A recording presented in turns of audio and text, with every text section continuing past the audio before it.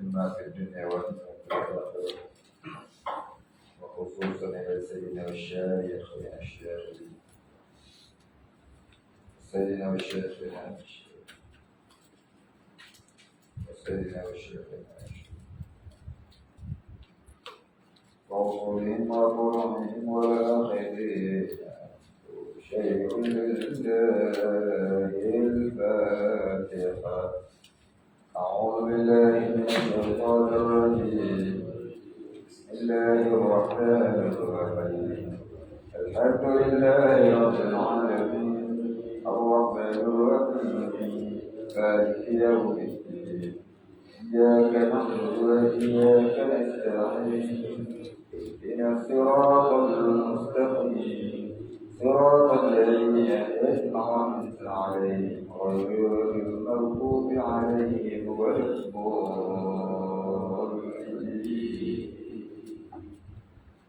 الحمد لله رب العالمين. الصلاة والسلام على أشرف الأنبياء والمرسلين وعلى آله وصحبه أجمعين. رب اشرح لي صدري ويسر لي أمري واحلل عقدة من لساني يفقهوا قولي. لا علم لنا إلا ما علمتنا إنك أنت العليم الحكيم. رضينا بالله ربا وبالإسلام دينا ومحمد نبيا ورسولا.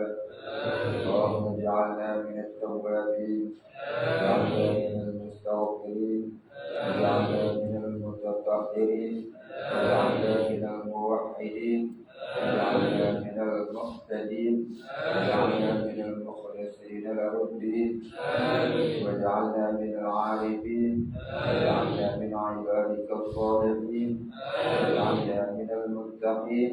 اللهم احينا بحياة العلماء وآتنا بموت الشهداء آمين يا رب العالمين. بسم الله الرحمن الرحيم.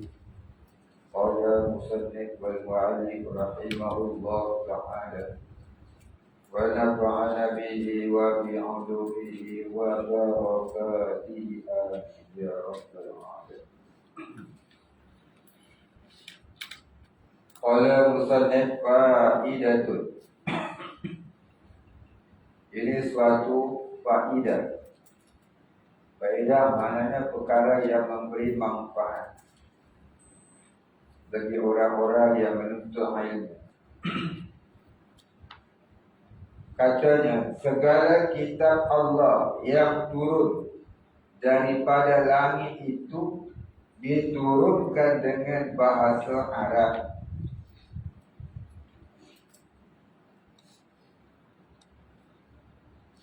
Kemudian diterjemahkan oleh tiap-tiap Nabi bagi umatnya dengan lughahnya, yakni dengan bahasanya. Jadi dengan bahasa yang digunakan oleh kaumnya. Dan Jibril mendengar ia akan kalam Allah dengan tiada huruf dan suara. Kalam Allah mana? Kalam Allah yang memerintahkannya agar menurunkan sesuatu ayat. Dan dengan tiada berjihad. Tiada berjihad, tiada berpihak. Tiada berpihak, tiada berarah.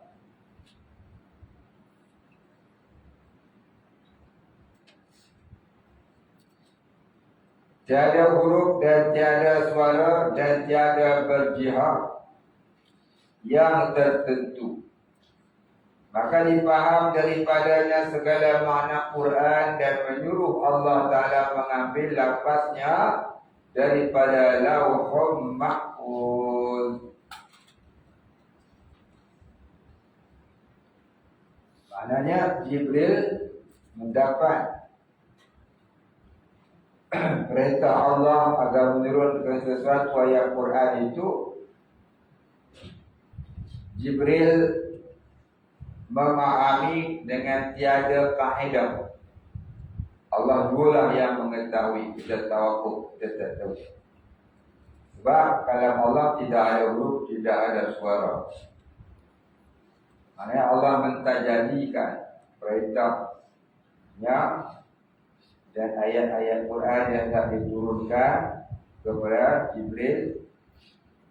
Lalu Jibril mengambilnya di Lauhul Mahfuz dengan wasitah, ini dengan perantaraan Israfil. Baik. Kata setengah ulama bukan Israfil tapi Israfil. Kata setengah ulama lain pula Mikail. Maka kita tawakuf pada Allah. Ada 3 pendapat. Katanya Israfil, kata setengahnya Israel, kata setengahnya pula Mikail. Orang suka pun nama anak Mikail. Siapa? Banyak rezeki. Pun nama anak Mikail ke, Israfil ke, Israel ke, Jibril ke. Kata setengah ulama punya makruh. Tak ada haram. Ulama katanya harus. Satu nama malaikat yang mulia-mulia, yang tinggi-tinggi. Maka adalah tiap-tiap huruf daripada segala huruf Quran. Kalau malaikat yang bawah pada tu tak apa. Ridwan ke tak apa. Malik ke tak apa. Muka ke Nakir. Tak ada berapa nama Nakir. Makir dah. Nakir tak ada. Maka adalah tiap-tiap huruf daripada segala huruf Quran pada Lauhul Mahfuz itu daripada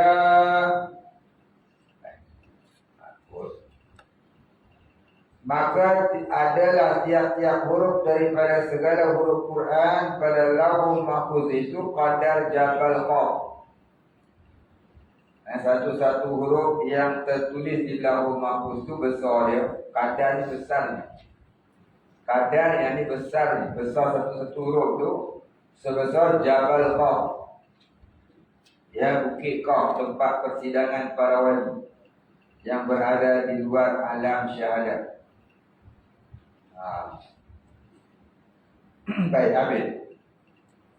Dan di bawah tiap-tiap huruf itu beberapa makna yang tiada meliputi dengan dia oleh sekalian makhluk. Tidak mengetahui, tidak meliputi, tidak mengetahui. Dengan dia oleh sekalian makhluk kita tak tahu. Kita tak pernah tahu, kita tak mampu nak mengetahui. Melainkan Allah Ta'ala jua, Allah jualah yang mengetahui. Maka jadilah lafaz dan makna itu turun atas Nabi SAW. Maka mengambil Jibril daripada Lauhul Mahfuz dan diimlakkan, yang dituliskan. Diimlakkan, yang dituliskan atas malaikat yang bernama Safarah. Maka makna imlak itu diberi perkataannya. Ya, disebutkan. Ditulis pun boleh juga. Ada imlak, ada belajar imlak. Ada. Imlak kena belajar Arab ni, kita nak faham. Yang pertama nahu, yang kedua sorok, yang ketiga imlak, yang keempat lughah, yang kelima insya. Boleh menguasai 5 tu, dia lah ngaji kita Arab dengan mudah. Nahu, sorok, imlak, insya, lughah. Boleh 5 tu nanti kita harap menjadi mudah.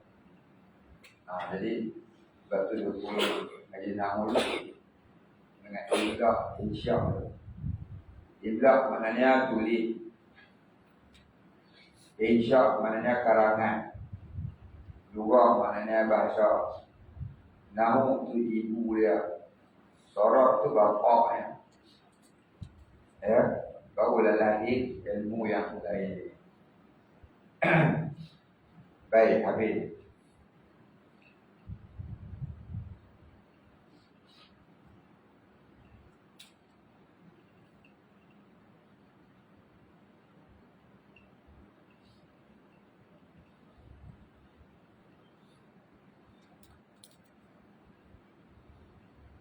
Maka makna imla itu diberi perkataannya itu satu kemudian daripada satu. Ini satu per satu. Supaya disuruh oleh orang akan, supaya disurat oleh orang akan dia disurat maknanya ditulis.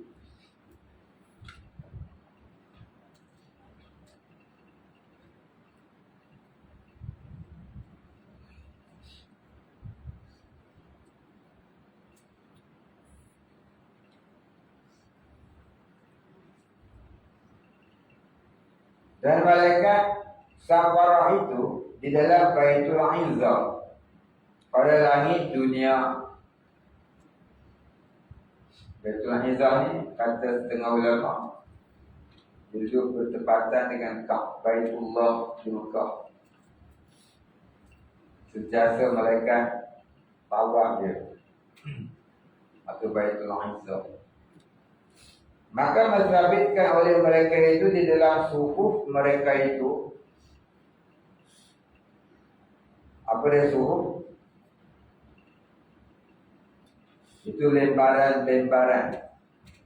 Lembaran-lembaran firman Allah. Kemudian apabila berkehendak Allah Ta'ala menurunkan suatu daripadanya kepada Nabi, berfirmanlah Allah Ta'ala akan dia dengan tiada huruf dan suara. Berfirmanlah Allah Ta'ala, yakni Allah mentajalikan firmannya yang qadim lagi azali, dengan tiada huruf dan tiada suara yang dipaham. Maka dipaham daripada kalamnya bahawa diturunkan daripadanya dengan kadar yang tertentu, yakni dengan jumlah ayat yang tertentu. Maka diturunkan sedikit-sedikit atas Nabi SAW hingga tamam di dalam 23 tahun.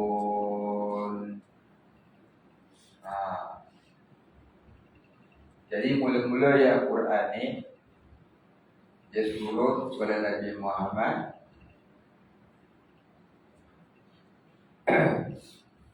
selama lebih kurang daripada apa punya Quran. Asal Quran itu yang asal tertulis di Lauhul Mahfuz diturunkan sedikit-sedikit oleh Jibril kepada Nabi kita Muhammad pada 17 Ramadan tahun 2 Hijrah. Turunlah sekalian Quran di Lauhul Mahfuz itu ke langit dunia, iaitu di Baitul Izzah. Maka selepas daripada 17 Ramadan itu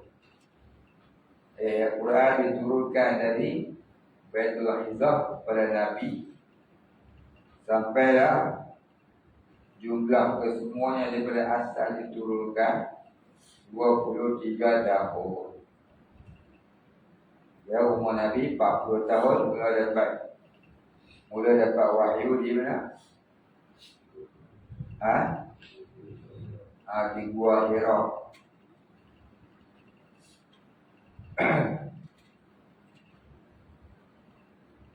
Sampailah umur Nabi 54 tahun, lebih kurang 53 hingga 54 tahun,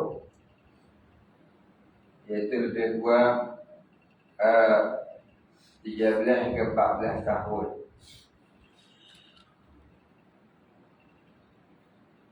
Quran turun pada 17 Ramadan tahun 2 Hijrah ke mana? Ke mana? Baitul Izzah. Dia terang-terang kat kitab Musa nampak. Baitul Izzah tu di mana?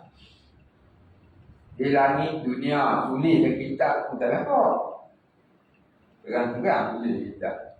Asal tak nampak. Oh, masa dia kabur. Lele tu tak pun, tak kena pun, tak nampak ya. Mana kalau tengok tu.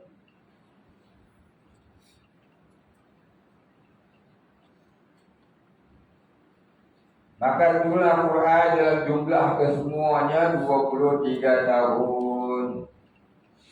Baik, habis itu. Jadi Al-Quran diturunkan oleh Allah dari Lauhul Mahfuz. Lauhul Mahfuz letak di mana? Letak di mana apa? Arash. Ngikut di kedok, pasna. Pasna tu kan Lauhul Mahfuz. Itu Mahfuz Umar. Faham? Baik. Fa'idatun. Bermula awal-awal orang yang mengatakan Quran itu makhluk, yaitu Ahmad bin Abi Daud. Oh, ini panjang itu ni. Oh, ini panjang. Tapi saya dah cerita dulu ni. Kita baca lah. Baca lah. Dalam kitab Turus Samin ada cerita ni. Maka dijatuhkan kepada Ma'mun, yaitu Khalifah negeri Baghdad. Maka ia mengelukkan perkataannya itu. Yang menerima, mengelukkan yang menerima perkataannya itu. Khalifah negeri itu bodoh macam tu. Lepas tu dia terima perkataan Ahmad bin Abi Daud ni. Ya.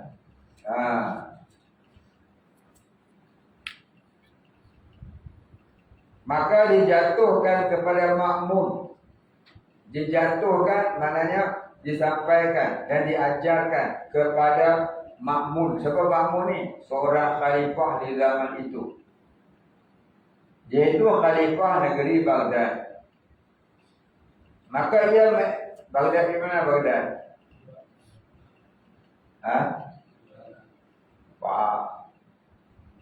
Baghdad kat mana orang?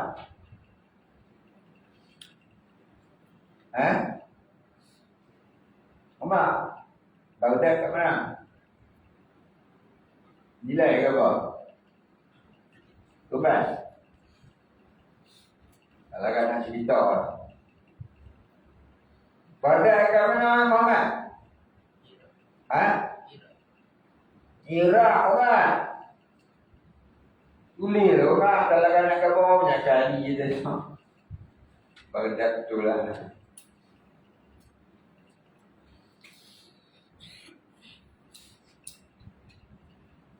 Pernah dengar nama Saddam? Tahu tak? Doraemon? Pernah dengar Doraemon? Doraemon pernah. Saddam mesti tak pernah. Tak apalah marah. Jadi khalifah tu namanya Ma'mun. Khalifah tu duduk merintah ya negeri Iraq di kota Baghdad itu.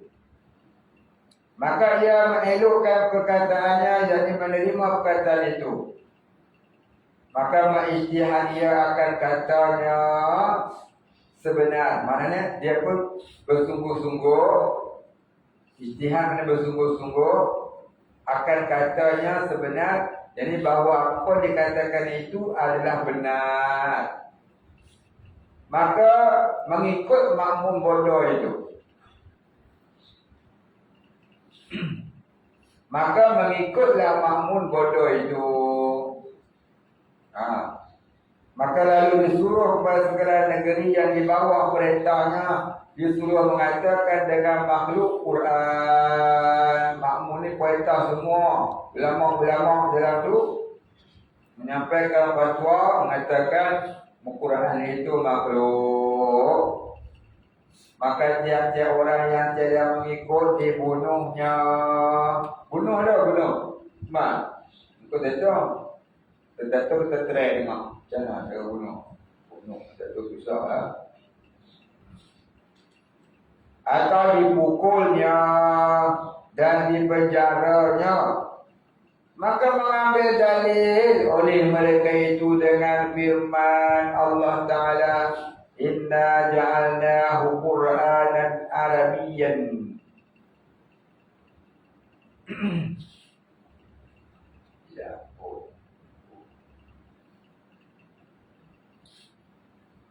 Surah apa? Surah Az-Zukhruf ayat 3. Inna ja'alnahu Qur'anan Arabiyyan. Artinya bahawa kami jadikan akan Quran yang dengan bahasa Arab, yang bahasa Arab. Maka mengambil dari mereka itu tiap-tiap yang dijadikan oleh Allah Ta'ala, maka sahnya baharu ia dah kena jadi, itulah baru. Inna ja'alna, sesungguhnya kami telah jadikan,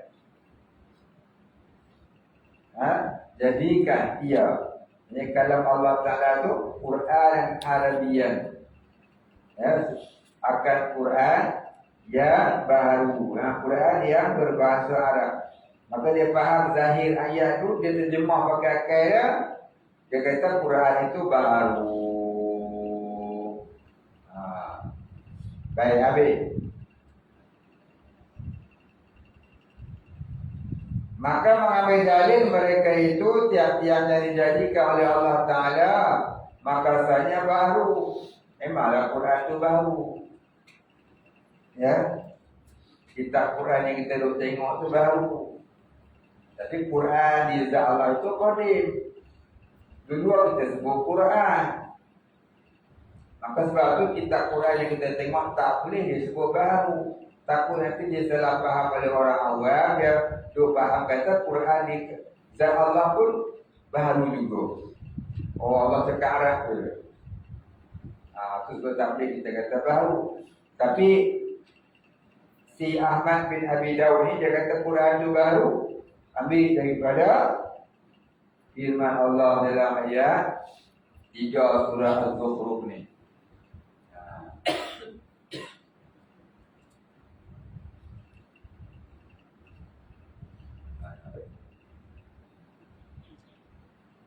Maka setengah ulama mengikut ia sebab takut.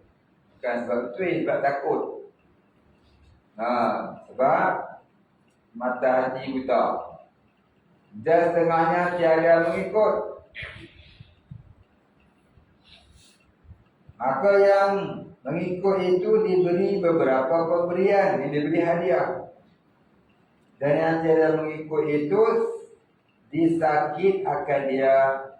Ada yang dipenjara, ada dipukul, ada yang dibunuh. Kedua, dengan berbagai-bagai azab. Jadi dengan berbagai-bagai kesakitan, seksaan ataupun hukuman. Setengah dibunuhnya, dan setengah dipenjarakannya. Dan setengah daripada mereka yang tiada mengikut itu Imam Ahmad bin Hanbal.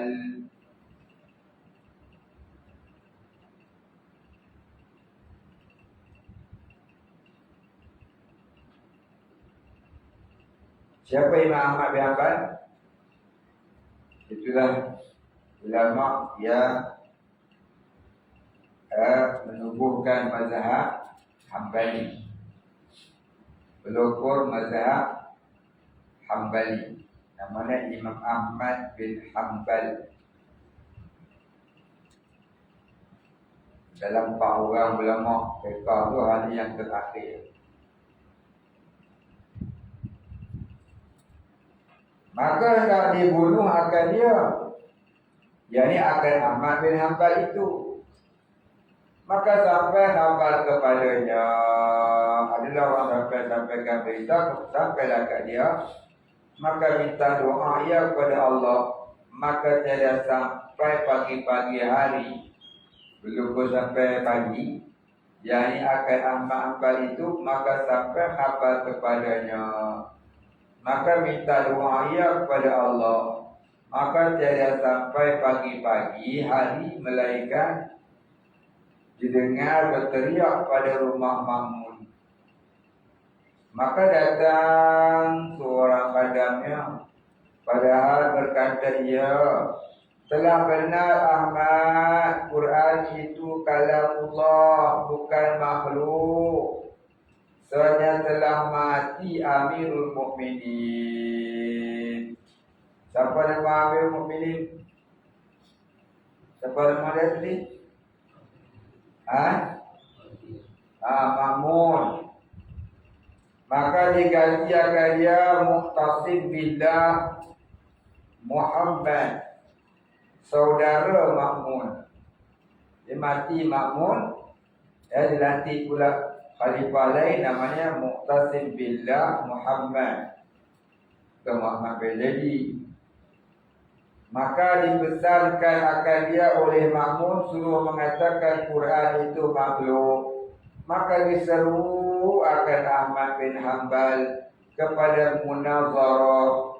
Maka munazarah Ahmad bin Hanbal dengan Ahmad Abi Daud. Apa dia munazarah? Berdebat. Maka Allah Ahmad bin Abi Daud. Ahmad bin Abi Daud kalah, menang Ahmad bin Hanbal. Dua-dua nama Ahmad, tapi seorangnya ulama yang jadi lagi wali Allah, seorang lagi itu sesat. Maka dikerasi suruh mengikut, dengan keras akan berkata Quran itu makhluk. Maka dia mengikut dia, maka disuruh pukul akan dia. Bang Namri dia suruh orang pukul Ahmad bin Hanbal. Maka dipukul kira-kira 15 kali, maka putus tali sirwalunnya. Apa dia sirwalun? Seluar. Maka jatuh sirwalunnya itu daripada pinggangnya. Maka memandang oleh Ahmad itu kepada langit, maka tidak sempurna bacaannya, melainkan keluar tangan emas mengangkatkan sirwalunnya.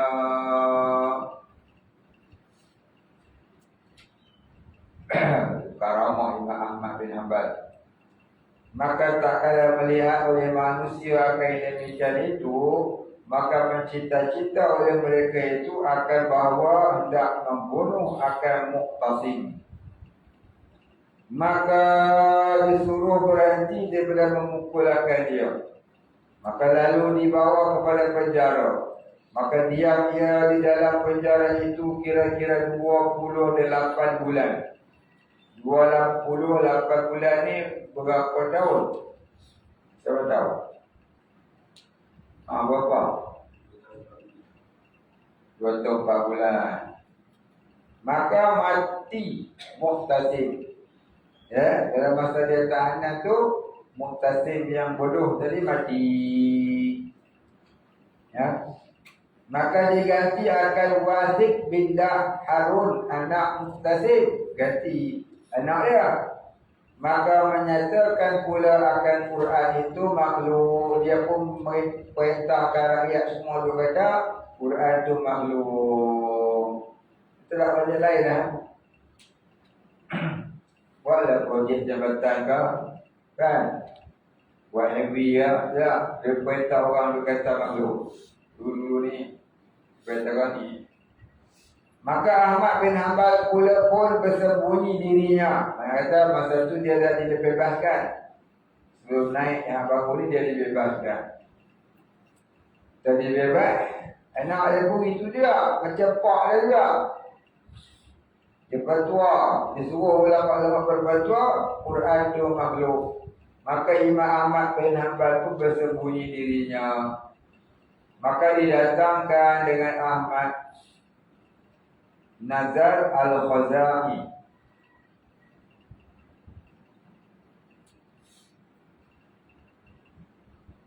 Bukan Ahmad Nazar. Mudah-mudahan Ahmad bin Nadar untuk roh.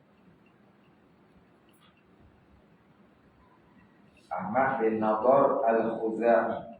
Nudar roh Gazor. Ahmad bin Nadar Al-Khuzai. Maka disuruh mengatakan khalqul Quran. Yani Quran itu baru. Maka berkata ya Quran itu kalamullah. Maka berkata ya halal darahnya. Apa kata Quran itu?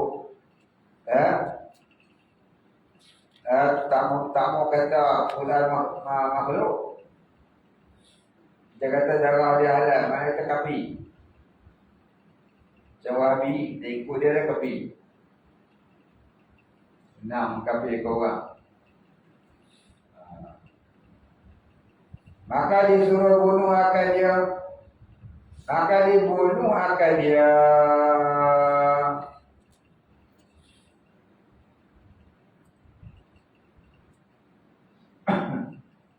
Siapa dia yang dibunuh tadi?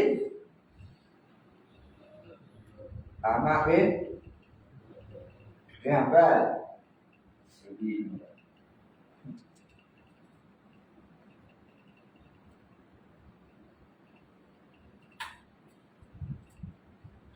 Ahmad bin Nadar pula. Ahmad bin Nadar tu dia seorang ulama yang mengikuti yang tak turut fatwa Quran tu baru. Dia sealiran dengan Ahmad bin Hanbal. Jadi sealiran dengan Ahmad bin Hanbal. Itu kita kena faham tu saya dulu. Jadi didatangkan dengan Ahmad bin Nadar itu dengan mana?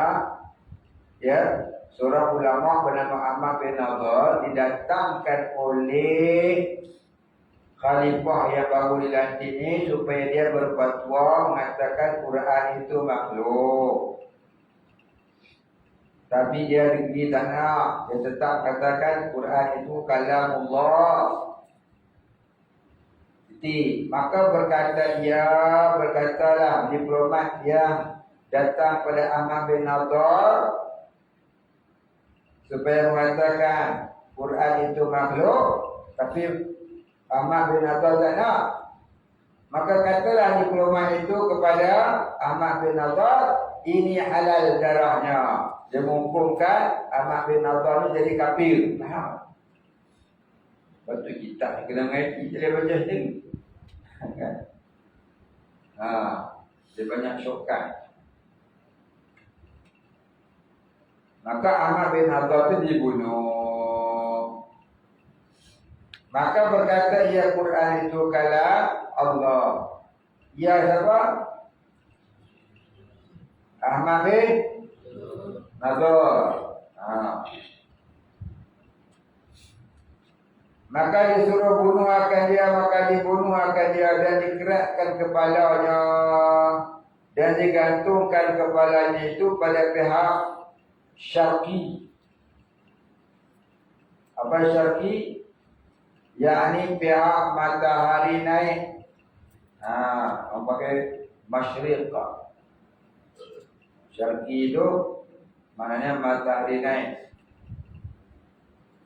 Orang pakai juga masyriq, tempat matahari naik. Maghrib, tempat matahari turun.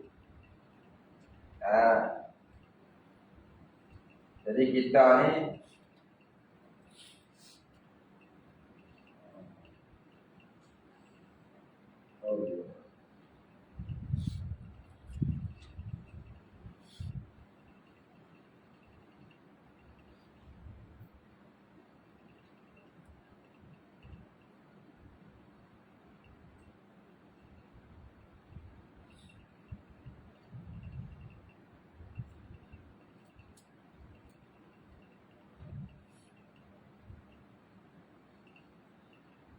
yakni pihak matahari naik kota negeri Baghdad.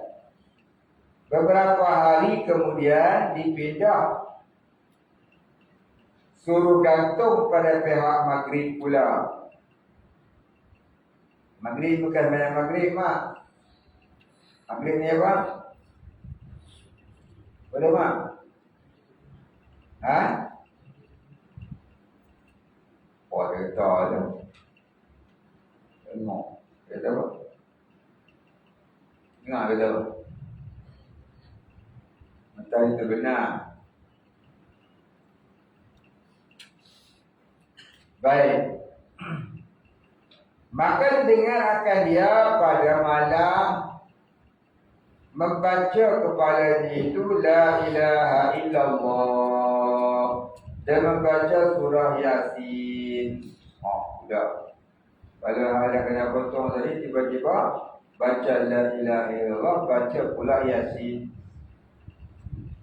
Dan suatu riwayat membaca Alif Lam Mim Ahasiban nas ay yusraku ay yaqulu amanna wa hum la yaftanun. Nah, ya apa sebenarnya?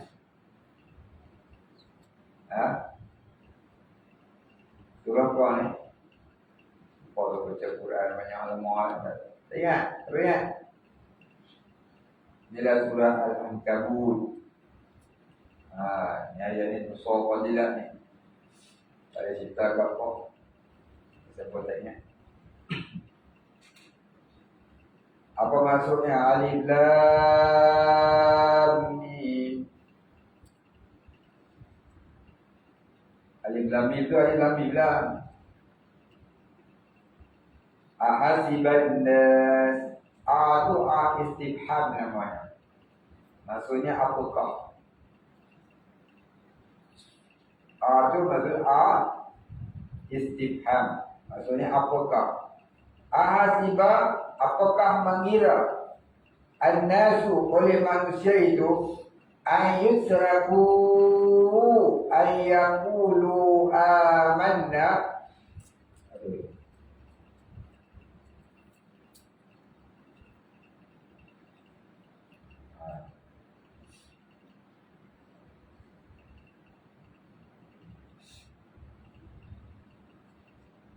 Bahawa mereka itu dibiarkan saja bahawa mengata kami sudah beriman.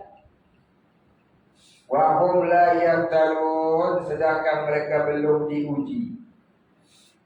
Jadi maknanya siapa yang mengaku dirinya beriman, dengan senang-senang kita kata kami sudah beriman, sedangkan ujian pun dah. Maksudnya apa dia?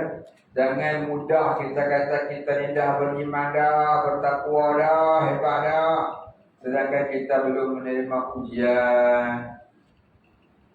Faham? Faham tak? Faham tak, kan? Tak faham tanya kan? Nanti orang tanya lain, jawab lain. Tanya lah.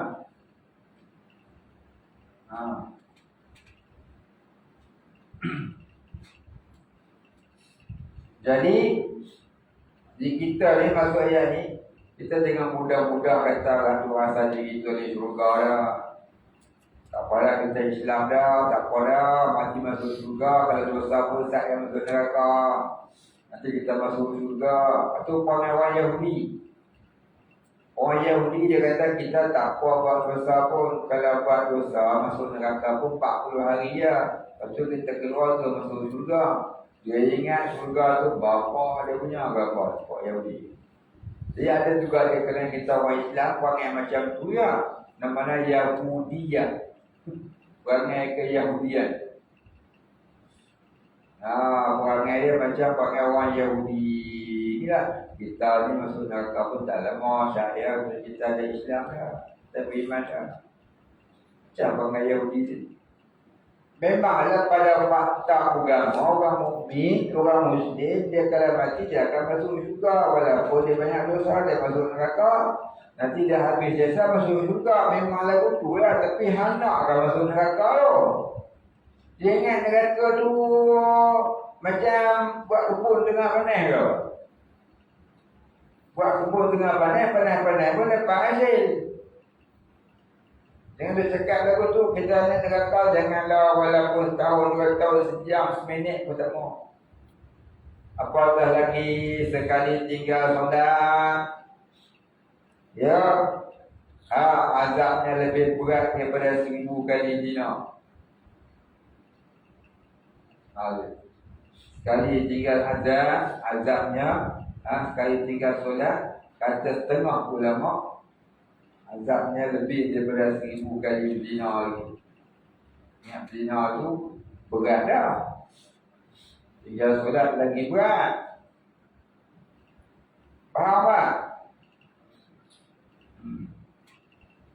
Aku tak faham, tulislah mak oi. Buku kosong dia aku tak tulis. Baik habis. Jadi dia kata hui. Sekali tinggal zina, sekali tinggal solat, dosanya lagi berat pada sekali zina, 1000 kali zina, ambil pun zina. Jadi dia begitu pula, tu bangang punya kepala otak. Jangan lu pandang pula ringan zina tu antara dosa yang amat besar. Antara dosa-dosa yang amat besar.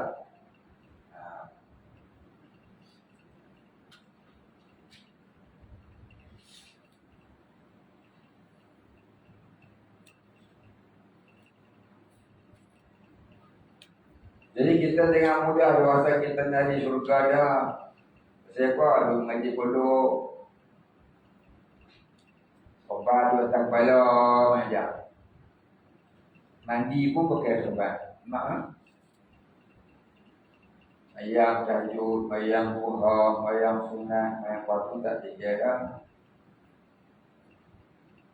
Ya, ngapai mau berahilah. Ngapai tu, ngapai ni. Sekarang curi dah, minum marah dah, judi dah, bunuh orang dah, empat orang dah, ya aku dah ahli syurga dah. Siapa rasa macam tu, aku dah tanda ahli neraka. Pasal apa? Tu rasa diri dia baik. Itu punca ananiah tu. Jadi ujub. Ujub daripada rasa diri baik dah. Rasa diri tak apa dah. Rasa diri molek comel dah. Ahli syurga dah. Kita orang beriman dan neraka pun tak sama. Masuk syurga. Itu dah ada ujub. Punca dia ananiah. Itulah orang tasawuf nak buang ananiah. Berhilang semua sifat-sifat tak pakai ni. Faham tak?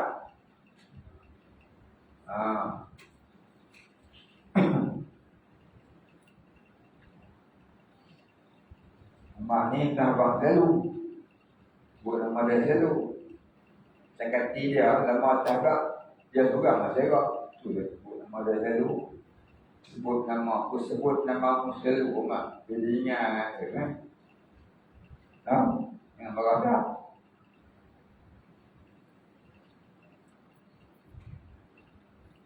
Baik. Sambung tadi. Jadi kita nak beriman ni, siapa yang beriman dia senang, dia tak ada ujian, jaga. Dalam kitab Uslubud Dakwah, siapa yang berjuang di jalan Allah, tak ada rintangan, tak ada ujian, tak ada kesakitan, kepayahan, kesusahan, penentangan dan berbagainya. Apa jenis? Ya, mak datuk punya musibah, maka dia itu belum lagi dinamakan orang yang berjuang.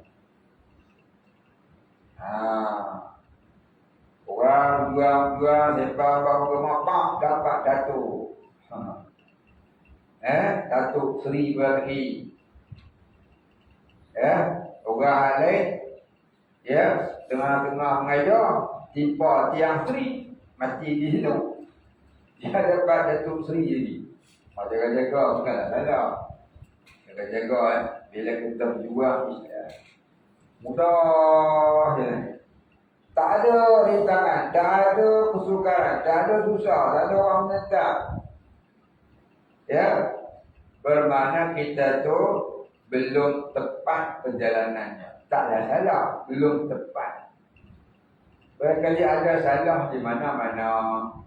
Tapi kita letak cerdik, kita kata, ya, oh dia ni barangkali tak berkat kot. Buat ni tak jadi, buat ni tak jadi. Tu sana tadi cuba tengok kisah Hatim Al-Asar. Hatim Al-Asar berpindahan tak. Bukan cari duit tak. Sebab nak menyampaikan ilmu. Nak menyampaikan agama pada orang hidup berbeza pada siapa? Orang bukan menentang dia, orang bukan melawan dia. Tu kenapa orang mesti buat tengok dia. Al-Asar tu digelarkan oleh siapa? Satu orang betina. Bukan perempuan tak betina. Satu betina yang dijaga muruahnya oleh hati, tapi dia memburukkan hati. Maka digelarkan Hatim Al-Asar. Baik. Itulah dia ujian dia sampai digelarkan Al-Asar. Al-Asar maksudnya apa? Pekak. Ulama dia gelarkan pekak. Yang gelarkan pekak tu bukanlah nama dia tu ataupun ulama. Tapi perempuan tadi ni, betina tadi. Kan? Baik, habis. Itulah kisah Hatim Al-Asar tu kata setengah ulama. Jangan disebut Hatim Al-Asar, sebut dia Hatim Qaddasallahu sirra. Tapi orang tak kenal pula Hatim yang mana. Itulah dekat jugalah Al-Asar tu. Asalnya, itulah perempuan tadi lah. Gelar dia. Jadi kita sebut Hatim Qaddasallahu itu lebih baik. Ya, Hatim Qaddasallahu sirra. Jadi saya nak sampaikanlah kepada kamu. Pada ini dengan disebut Hatim Al-Asar. Hatim Al-Asar itu gelaran orang jahat kat dia. Bagi kita sebut Hatim Qaddasallahu sirra. Maka menyuruh Harun itu menyurat pada kertas, diikat pada telinganya. Bismillahirrahmanirrahim. Hadza ra'su Ahmad bin Nadar Al-Khuzai. Ini Nadar pula, itu Nadar atas tu. Hadza, mana tadi? Nadar betul. Hadza ra'su Ahmad bin Nadar Al-Khuzai.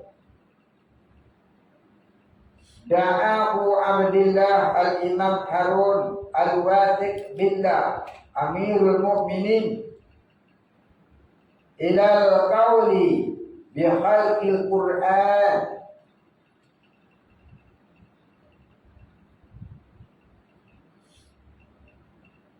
wa nafyi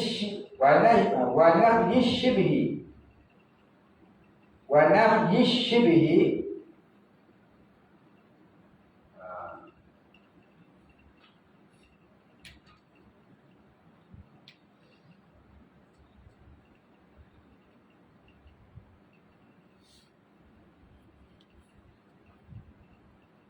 fa'aba, maka ia enggan. Fa'aba,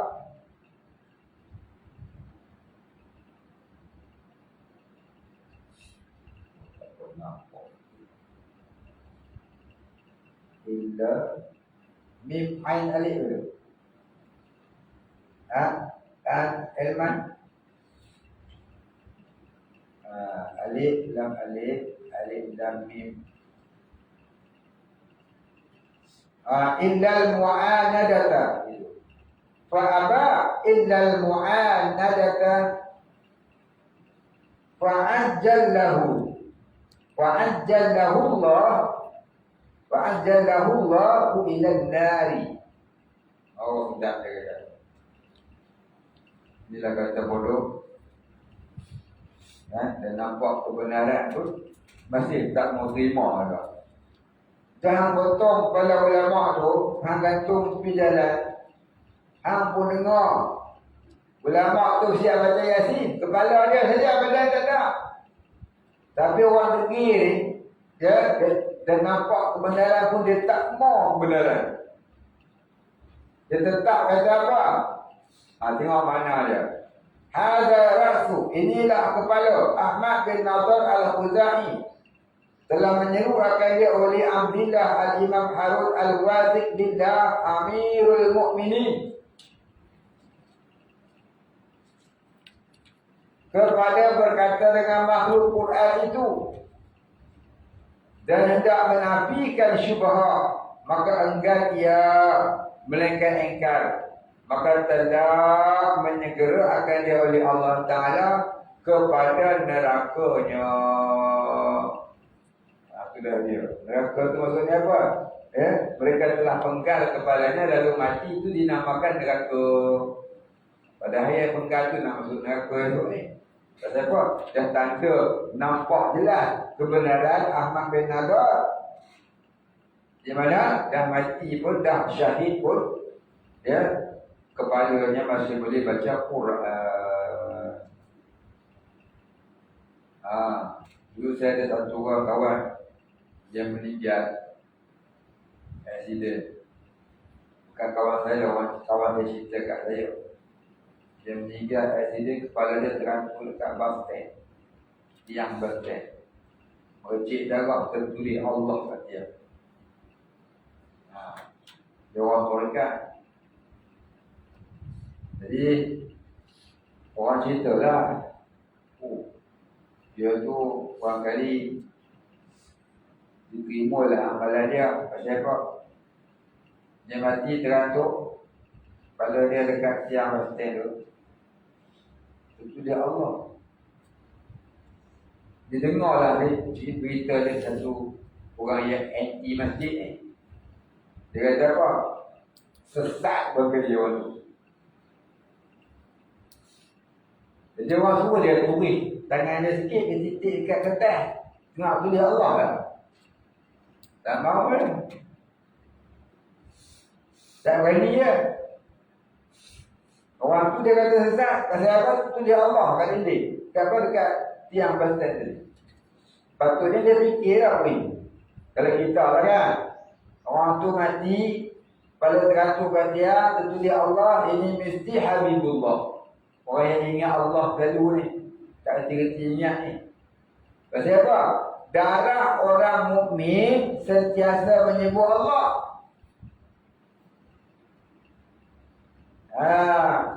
Jadi bermakna apa?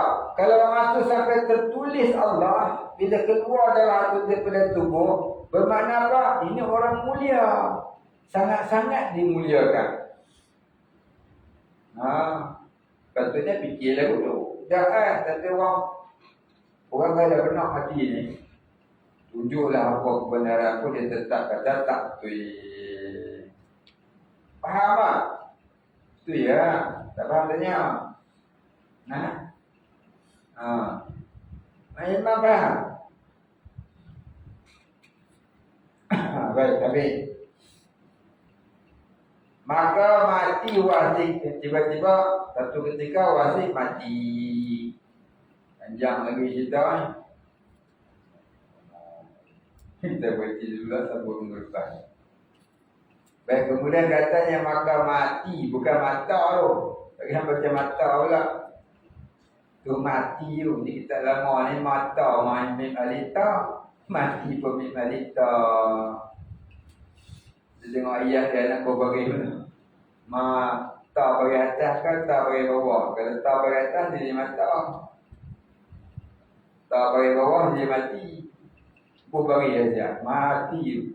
Maka mati Wasik. Digantikan saudaranya Al-Mutawakkal Allah. Ja'far. Panjang cerita. 8 lah kita berhenti dulu sambung minggu depan. Wallahu a'lam. Al-Fatihah. أعوذ بالله من الشيطان الرجيم. بسم الله الرحمن الرحيم. الحمد لله رب العالمين الرحمن الرحيم مالك يوم الدين. إياك نعبد وإياك نستعين. اهدنا الصراط المستقيم صراط الذين أنعمت عليهم غير المغضوب عليهم ولا الضالين. الحمد لله رب العالمين والصلاة والسلام على أشرف الأنبياء والمرسلين وعلى آله وصحبه أجمعين. رب اشرح لي. الحمد لله رب العالمين صلى الله عليه وسلم محمد وعلى آله وصحبه أجمعين. اللهم اغفر لنا ذنوبنا وارحمنا وأنت الغفور الرحيم. اللهم اغفر لنا ذنوبنا ولوالدينا وارحمهم كما ربيانا صغارا. ومشايخنا وللمسلمين أجمعين برحمتك يا أرحم الراحمين. اللهم نور قلوبنا بنور معرفتك يا فتاح يا رزاق. افتح لنا فتحا قريبا من فتحته على أنبيائك وأوليائك وعبادك الصالحين. صلى الله على سيدنا محمد وعلى آله وصحبه أجمعين. سبحان ربك رب العزة عما يصفون سلام على المرسلين والحمد لله رب العالمين.